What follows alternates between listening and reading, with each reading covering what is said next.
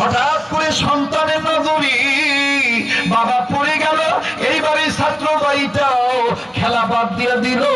নজর করে দেখি ছাত্র ভাইটার গায়ের গেঞ্জি ঘামের পানিতে ভিজে গেছে, সর্বঙ্গে ধুলাবালি লাগানো বাঁধানো। বাবাকে দেখিয়া সহপাঠী হামসবক ছাত্র ভাইদেরকে ডাক দিয়ে বলতেছে, আমি আর আজকে খেলবো না, ওই যে আমার বাবা আছে, আমি আমার আব্বার কাছে যাই।